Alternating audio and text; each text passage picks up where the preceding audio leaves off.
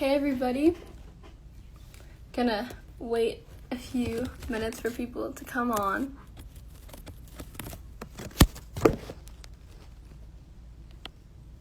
Welcome, just gonna give us a few more minutes. Live series where activists and adults on how to be effective activists, whether they're young, old people, to learn how to be Black activists who are heavily involved in the Black Lives Matter movement in the wake of the murder of George Floyd, Breonna Taylor, Ahmaud Arbery, and probably so many others that we don't know about because the media has not shown light on those issues. So we're just going to wait for our activist to come. I'm super excited to talk to her today. Her name is Ava Milsitz. She's a young activist in the DMV area, and she has been heavily involved in the Black Lives Matter movement. Just going to give a few more moments for other people to join.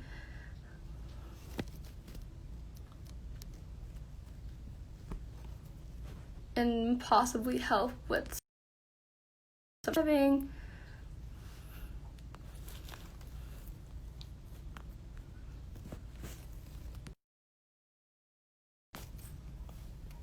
Thank you so much for coming to our Activated Thursday series. Super excited to talk with our activist Ava Milsitz today. She's having a little trouble joining. I'm gonna be helping her with that, and she should be on soon.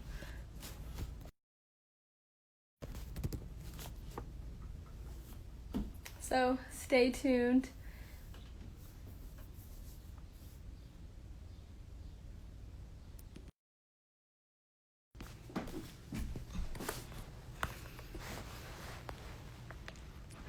Just gonna see how we can help our guest get on today.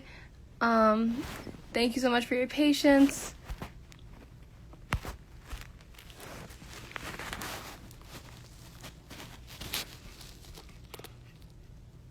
Thank you, everybody. Just a few more minutes.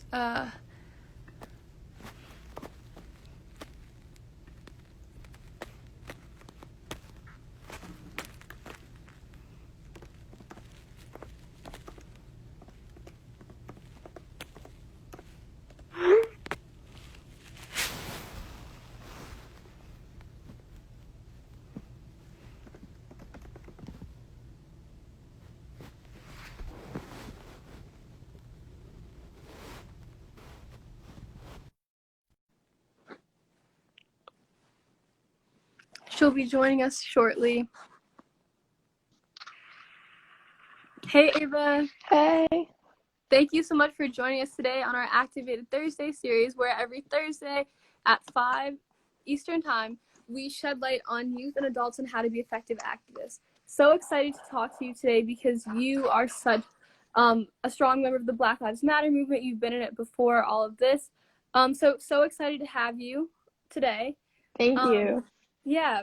Do you want to introduce yourself to the audience? Tell them a little bit about who you are, what you do, how you got involved. Okay, so my name is Ava Milsitz. I am an 8th grader at Roberto Clemente Middle School. I'm a rising 9th grader at Poolsville High School. I am 14 years old. A little bit about me is that I was the Montgomery County Engineer Council's president of the 2019-2020 school year. And I am also an active member of Moco for Change. So that's what I've been doing. So tell me a little bit how you've been organizing in this moment right now. So besides setting petitions and obviously emailing your delegates and your senators, I've just been doing a lot of research about the victims themselves. So not just their age, their gender, who they are, where they're from, but also who they are as people. What did they do for their community before they were tragically killed by police? Their interests, their passions, because people sometimes forget that they were people that had lives and did things to give back to the community. I look at people. That is so important because I feel like the media, oftentimes, we just see video after video and it becomes kind of like we can become desensitized to it. So it's so important to bring that humanity and bring that light back to it. Basically, you need to not make them into a statistic. and just look at them by like their age and their name and their race and where they're from, but also who they were as people. And just remember that they were like us. They were trying to live their best lives and do things for the community. Like one of the deaths that really hit me hard was back in 2018 when Antoine Rose Jr. was tragically killed in East Pittsburgh, which is where most of my family lives.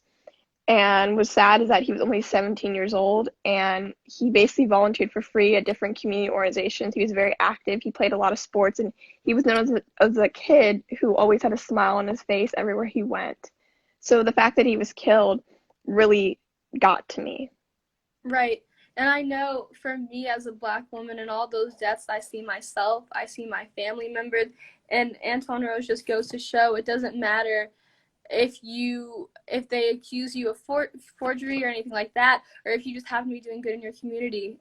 It doesn't matter what you do, you know? Yeah, it really doesn't. And I think that because we think of them as just, oh, it's another Black person, another Black guy being shot, we don't look at basically the whole story and who they were and how they contributed to society positively. Right. Can you shed some light on how Moco for Change is trying to bring that humanity back to those victims? Yeah, definitely. So I'm working with someone in Moco for Change. We are all doing different things. We're all doing our part to collectively bring advocacy and bring justice for not only people that have been victims of police brutality, but just the health in Montgomery County, but also in the DMV area, DC metropolitan area. So I've been researching just about the victims on a state and national level. There's other people researching about what's going on locally that is, not really shed into the light because Montgomery County, particularly Montgomery County Police Department, where they're known as being, great and everything, basically. But not everything is great. There's always some underlying truth and history and racism to a lot of things, including one of the most diverse counties in the country. So Absolutely. we have to shed light on that truth. We're also trying to plan a lot of different events.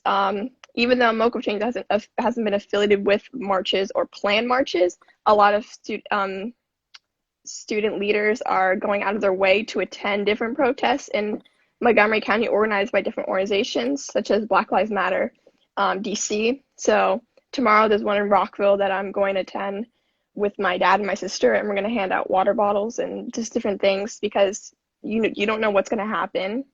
You have to be prepared, and I think that we have to advocate for what we believe in. We have to advocate for change, and that goes a little way is just going to a protest. We're also trying to contact Will Jawando, and we are trying to support his legislation. He's trying to write to make racism basically like a health crisis, which I think is very important to bring to the attention of other people that this is a crisis in America. It's an emergency in America that we have to address. Right. So we're doing a bunch of things that here and there that really will impact, holistically to everything that's going on. Right. Thank you so much for the great work that you do at Moco for Change. I noticed a question from the audience. Anika asked, I want to know Ava's activism origin story. When did she first get involved? Okay, so I remember when the Black Lives Matter movement came or sparked, I guess, back in 2014, 2015. Particularly, I think what really hit me was that this was going on in my own state. We lived 30 minutes. I live 30 minutes outside of DC, but I also live 45 minutes, 50 minutes outside of Baltimore. And obviously I don't have that life or that experience of living in Baltimore and going through facing the police there. But just watching the news, just seeing the video at like 9, 8 years old of Michael Brown being killed really hurt me. And when I was like 6 or 7, a lot of kids, if you're Black or brown, you have this thing called the talk, where basically your parents would tell you about what to do if a police officer is pulled you over, and basically you need to know your rights, but you also need to know how to behave in front of a police officer because they are afraid of you, even though they're the ones that have a gun or something. Just different things like that at a young age. And what really affected me was the Obama caricatures on like the internet of like him looking like the Joker, and just like the front of the New Yorker of Michelle Obama and Barack Obama seen as terrorists. really hit me and say that, wow, we have a Black president, we have a Black first lady, but I'm 5 years old and I still see this going on in America. It's That's amazing racism that you didn't were end. receptive to that at 5 years old. Yeah, it really hit me um, because I saw Montgomery County, it's very diverse, right? And very, I guess you could say inclusive, but there's still racism everywhere. Some not as bad as others, but racism is still racism. You don't have to say the N-word to be racist. And Right. I Although we think did see that, officers doing that at McDonald's like 2 weeks ago. yeah, and Yeah. so we see that, this happens everywhere. It's the same, it might be a different story, but it's the same repeating cycle. And I noticed that at a young age it needs to be addressed. So that's how I got into it. And then when I was in sixth grade, I found out about Montgomery County Junior Councils and also Montgomery County Regional, which is the high school equivalent in Montgomery County. And it was really cool about what they were doing educational wise. And they're trying to make a difference. So joined the middle school counterpart, MCJC, and I ran for president, and I became president for when I was in eighth grade. So I just finished my term a few weeks ago. It's so important for us as like Black women to get involved in politics because like we understand these issues so intimately, and in order to make that change, we've got to have those experiences, like those people making legislation. And that's why I'm so grateful that we have Will Jawando on the county council and that he's making these changes. He has this resolution, as you mentioned, to make racism a public health crisis. And then also he is working to have some things on like police force as well. So it just really goes to show how important it is. Someone in our audience asked, how old are you? I am 14 right now. I'm turning 15 in November. So I have a long way to go. Like, obviously, I haven't even started high school yet of like student advocacy and like what to do before, college and everything. But it just goes to show like activism does not have an age limit, and that's what we teach. It really doesn't. The project. Yeah. And just you telling me that you were aware as early as like 6 or 7. Yeah. Thank you. And us as young people, like we've got to make the change. So what would you say to people who want to get involved in the Black Lives Matter movement now? I think that it's never too late to get involved, and that's for me as a Black person saying that because there is a moment in time when I was little, I guess, even though I'm still 14, but when I was like 10 or something, when the Black Lives Matter movement was starting, and I was thinking in my head, like, why now? Why 2015? And then I saw the Time cover and it said crossed out 2015 and crossed out 1968, and 2020 is now in red. Probably going to cross that out and put on 2025 eventually, sadly. So I think it's never too late. I think that be a good ally, but don't be a white savior. Right. Meaning that do things in your part and with your power and with your privilege, but have a balance. Ask not what can I do, ask how can I help, so that you know that I'm not the one who solely is dying here. It's someone else that is probably my best friend or a family member that is suffering, and that you need to find out what can I do, how can I help. And then after that, sign petitions, email legislators, host meetings with local police department, just the little things that really can make a big impact. Go to a protest. That really builds up into the movement and supporting Black lives, and also donating. But donate at a balance as well as act physically participating, because you can't just write a check. Right. And then also just to say, like, do it in any capacity that you can. Obviously, there are people who like immunocompromised, and it's such a difficult time right now when you're thinking, like, we are still in a pandemic. But it's like, so just like do what you can in your capacity. And like you're saying, like there's so many different avenues. Like there really is no excuse to be complacent and do nothing. Yeah, exactly. I know in a lot of different places you touched on legislation. Obama is urging people to follow his police force guidelines and have their mayors follow that with My Brother's Keeper. I know a few other states, they've got measures where they're saying, hey, let's defund the police and let's actually put that into our school system. Let's invest that into our school system. Or as you're saying, like it's never too late to be an activist. You can start something like that in your community. We've got to be the change that we want to see. Not to be cheesy, but yeah. I always repeat that in my head that, it's never too late, but also I think Toni Morrison once said that like about how like when you write, I guess like if it's not a book that's written for like what you're interested in or what you're for, then you write it. I think that applies to how we see the world and um, advocacy. If you don't see the change that you want to see, then you be the change. You be the one who writes that proposal, and you are the one who organizes these meetings and things like that. So, I really love that. Yeah. And it's kind of unfortunate that I feel like the youth that are the most affected, they're kind of like thrown into this activism at a young age because, yeah, sorry, my dog, because as you were saying, your it's parents okay. had to talk with you. They had to make you aware. It's a survival thing, you know? Yeah, and But what's it's sad is, amazing. Oh, go ahead. okay, it's just sad that we are the ones who have to fix like what a previous generation could not fix or made the issue for us. Right. I think that we have to fix people's past mistakes, but also move forward and create our own life choices. So we're doing two things at the same time that is extremely hard to follow through with. Right. And just like change our cultures as a nation, we all have biases that we have to overcome because it's just a part of the system that we live in. So it's really like an everybody effort. But it's amazing that you take Yeah. it with such grace, especially as an eighth grader. I'm 17. I'm amazed by the work that you do. Thank you so much. I'm inspired by you, just the things that you say in meetings, as well as just like in the group chats or just how dedicated you are to this, which I'm very proud of and inspired by. Thank you so much. Me too. It really gives me hope. Like, yes, these times are bleak, but we've got people like you, young people, everybody is coalescing around this, or at least that's what it feels like in my community, and I'm grateful for that. Yeah. So I remember So, James Baldwin. You go. oh no, go ahead.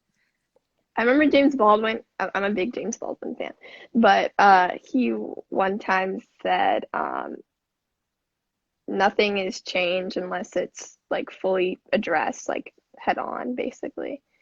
And I think that I learned from that because if you don't address it, it might not be fully changed, but you're better off than the person who did not acknowledge the issue at all. And I think that shows that we are now fully head on addressing the issue 100%. We have people who don't look like us that are part of the movement now. Um, Before then, it wasn't like that, or not to the extent.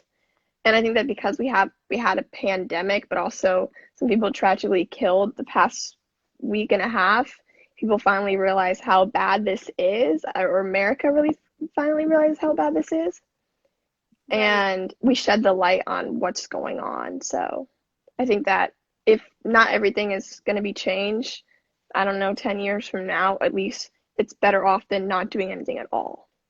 Right. And in a way, I feel like touching on what you're saying earlier, we're kind of having like a reckoning for our sins because we've never really addressed the issue head on. America has always had an issue confronting its past. And I think Yeah, now we are actually coming to a moment of change. And like you're saying, we actually have allies that don't look like us, and so many people coalescing around this.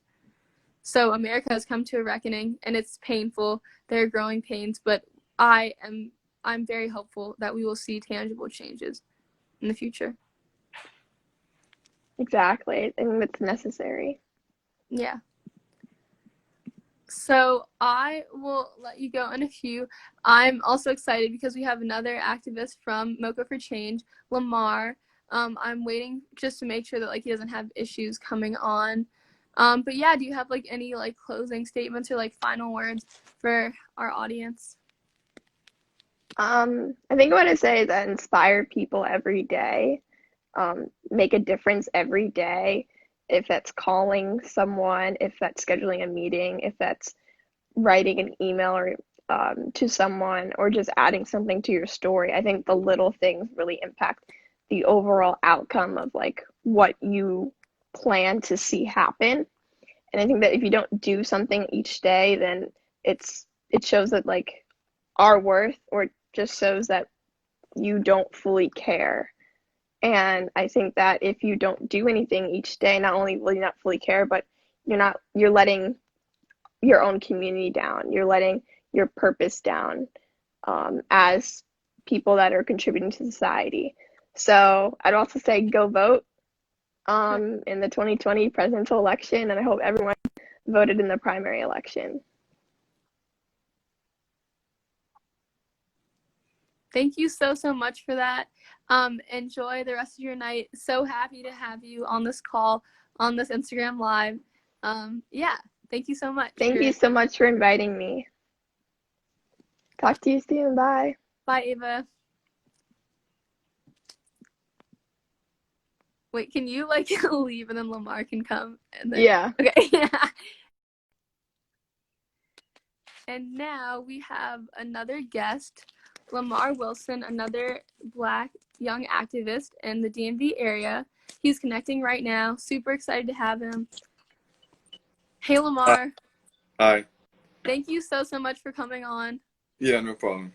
We're really excited to have you in this moment. It's so important to shed light on the work that young Black activists are doing. Mm-hmm. And I'm especially excited to have you because you've really been in it. Like, you've been planning protests. Yeah.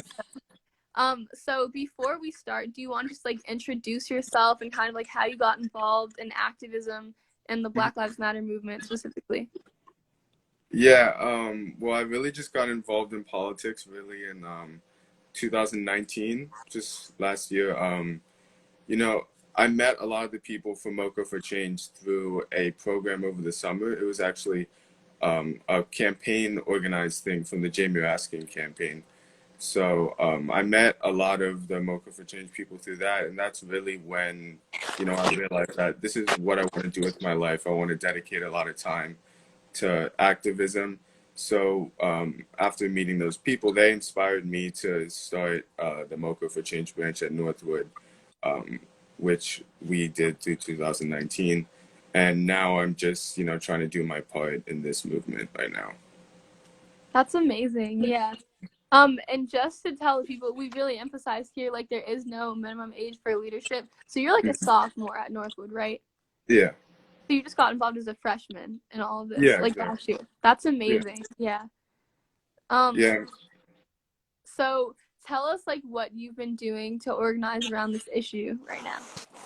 I mean, yeah, so obviously we've been doing this stuff with Moco for Change.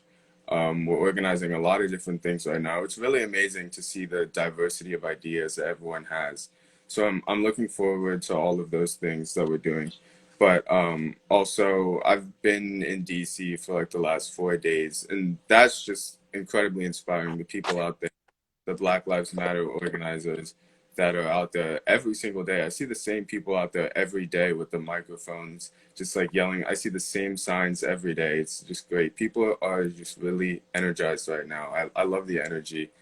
But yeah, I mean, anyone can really do it. You just got to go out there, you know, get a sign, like wear a mask, just, you know, shout your head off. Like literally anyone can do it. Doesn't matter how old you are. So, you know, yeah, that's just what I've been doing. It's just protesting and trying to get as many people involved as I can. And if I remember correctly, you were planning something, like you were planning a protest with someone, right? Yeah, like a few days ago on Tuesday. So right. Yeah, like for that, you just gotta get a group of people, and it's really nice. Like what I've noticed is if you get a big enough group of people, more and more, it's kind of exponential how big the group will go. So you get a group of people. It can be anywhere from like 20 to 50 people, and if you march and shout, people will see it and they'll just follow you. So that's kind of what happens is you just get a group of people, you march through DC, and people join in. Can you walk us through the organizing process? Like, what does that look like? When were you struck with the idea, I need to start a protest? Well, it actually wasn't my idea to start that particular protest. It was someone else's idea, but me and a group of friends wanted to take part in it. So we got in touch with the person that started it, and we just started spreading the word. So when we got there to Union Station, we met all the people there and just went to march. We actually were originally planning on marching to the Capitol, but we decided that on the day that we did it. Once we met up with everyone, we decided to march to the White House. So what advice would you give to someone who's trying to start a protest in their own hometown? I mean, I guess just, have a goal in mind, what you want it to look like. You should have a vision, and just start spreading the word as fast as possible. I think a lot of people don't realize, how easy it is. You know what I mean? Like, people think you have to be like people think you have to, have connections and be older maybe, but really anyone can do it. It doesn't matter how old you are. You can just go out there, get as many people organized. And when you talk, the more people you talk to, the more ideas they'll give you. So you also have to listen to other people as well. So just kind of like get a group, set a time, and then how do you spread the word? Like, what's the best method for that? Any social media, but also it's not just about social media, because mostly young people are on social media. So if you want to have a movement with young people, just Twitter, Instagram, Snapchat, whatever you want to spread the message on. But if you want to get like a broader group of people involved, it really has to do with getting people to talk to like their friends, family, putting out flyers and things like that. Um, when in the pandemic, it's a little bit different because pretty much everything has to be done online. But I remember throughout the school year and my freshman year when I was organizing stuff, we just put flyers around the school, give people, papers and stuff, and that's how they would spread the word. Right. Organizing in this time has really caused me to have to think really creatively, think really outside of the box, especially my like modes of connecting with people. I've reached out when I'm organizing, for example, I reached out to like a lot of like neighborhood like listservs. We got like an email group. And then I also talked to like other like people in the community to spread the word. I found like word of mouth is like one of the best ways to do it. Yeah, exactly. Like if you, what I was doing is just message the people you know and tell them to bring their friends out too. It works really well. Right, like you were saying, exponential. Yeah. Yeah. I remember when we were on the Moco for Change call, you were very adamant about the need for a protest over everything else. So why do you advocate for that so strongly over like any other form of like activism? Well, I just think that is the most effective thing to do. I mean, when you're in the protest, you really feel the energy, and I don't think that can be replicated through anything else online. I mean, if you have something online where you're just talking, or there's thing where people are just posting things, you don't really feel that energy. I mean, you can read the message online, but you're never really gonna fully grasp like how people feel unless you're there in the moment. And it's not just about that connection as well for people there in the moment. I think that anybody can just post like a picture online. Anyone can put something on their story. But what really shows that people care about something is when they're out in the streets, just yelling about it, and making a scene in front of the public eye. Right. And I absolutely understand that need to have that energy because like what the point is to create like this energy and this pressure to allow for a space of negotiation and legislation, and that's when we really start to see those tangible changes, because the end goal of all of this is to be able to sit down and negotiate with our legislators. I know we've already seen lots of pressure across the nation. I know as of yesterday 8 mayors have signed on to like the My Brother's Keeper initiative, the guidelines about police force that they'll follow. So I absolutely think that it's having an impact, and like protests, why they're so important to create that pressure, you know? Hmm. Um, Yeah. but, So, oh, go ahead. oh, go ahead. No, I was just gonna say there is kind of something to say about how there was 22 million people that posted the black square on Instagram, but only 11 million people signed that petition. I think that really shows that you really do have to pressure people to do more than just what's convenient for them. I mean, signing a petition is not that hard, but if only half the people sign the petition that post the black square, then you know that even a smaller amount of people are going to be out protesting and doing and donating. And even if you don't have money, there are other ways to make a difference.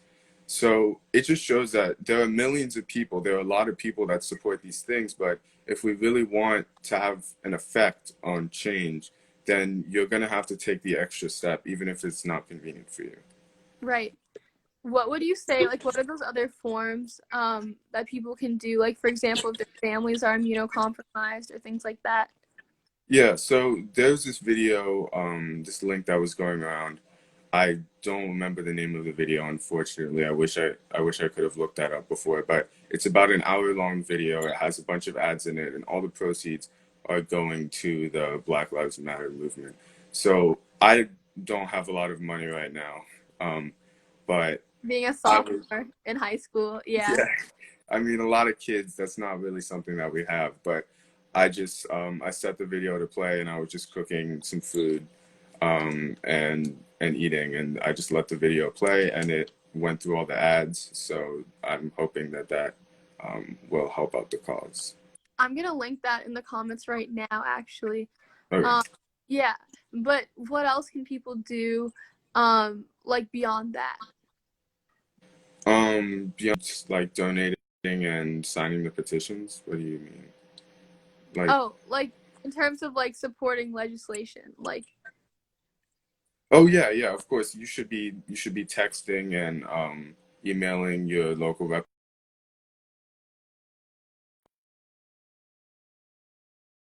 or posting and sharing on their stories about how to reach out to your local representatives and stuff. I know I did the texting and the calling thing for George Floyd, but anything just to make your voice heard is helpful. Right. And as like this theme that we've been touching on over and over, you don't have to be a certain age to start something. So if people want to propose like legislation, start a petition in their town, in their state, that's really important too. Because I think we've seen like a lot of pressure with the protests and like petitions, but now comes the time where we have this vacuum and we've got to say this is like the legislation that we want. These are the demands that we want to be met. And Lamarr, I think you did a good job of touching on that. One of the calls we had, it doesn't have to be something huge. There are tangible changes that police departments can make, like within their department. Like I know today on one of the calls we were talking about, like they should not be having like carrying tear gas or rubber bullets and things like that. Yeah, I mean, it all comes down, or not it all comes down, but a big part of it comes down to how they train and what their mindset is in approaching these situations. I was in DC the other day, and a homeless man was kind of making a lot of noise and kind of causing trouble. He wasn't hurting anyone, but he was just kind of making a scene. And a police officer came up to him, and the first thing he did was pull out his taser and like prime it to shoot. And I went up to him and I told him that is not how you should be approaching the situation. You should be de-escalating, not trying to scare them into submission. So I think that comes down to a big part of how the police train and what their mindset is. So that's something that we can pressure the police from inside their organization to change.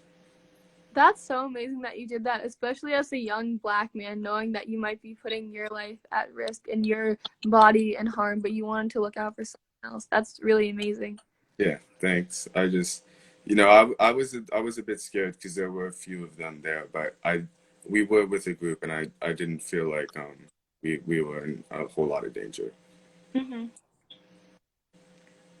I know how intimidating it is. I went down to one of the protests at Bethesda. It literally looks like a war zone. Like all the businesses are boarded up. There are helicopters in the sky, police everywhere. It's so intimidating to be like in an environment like that. And that's Hmm. really the point. Yeah.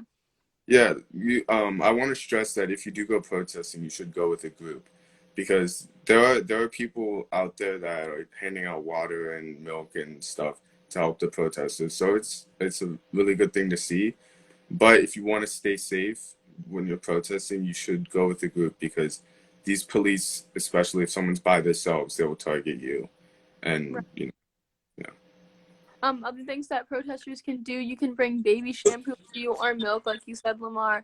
In case of tear gas, some people are bringing goggles with them, and there people have actually started like goggle drives and things like that for protesters. Hmm. And I think the Youth Activism Project, we actually have like a link to like things that you can donate like that. So we will send that out to people. Um, but yeah, I think we touched on everything, like what you can do to keep yourself safe, petitions you can sign, and even what you can do, like if you have like zero money whatsoever, No money whatsoever. But yeah, thank you so much for coming on, Lamarr. Do you have like any like closing statements for our audience? Yeah, I guess just, don't give up. Like this is gonna be hard. It's not gonna be easy to get the change we want to see, but um, we all really care about the final destination, which is justice and change for the entire system. So, I just want everyone just to keep doing what they're doing. I'm really inspired by what's been happening recently. I just hope that the energy doesn't die down. People keep doing what they're doing, go out protesting, and just don't stop until we get what we want. Right. And for everyone who wants to help out, we've got the link in our bio for different places that you can donate, petitions you can sign, things like that. Thank you so much for your time, Lamarr. I'm so inspired and energized by the work that you've been doing. It's so amazing that you and your friends started to protest and that you keep going out there. It really inspires me, and I'm sure everyone else too. Yeah, no problem. Thank you for having me on. Thanks so much. Bye. And thank Bye. you, everybody, for coming to our Activated Thursday. Come next week at 5 to check out what else we've been doing, what other activists are up to. Thank you so much, everybody. Bye-bye.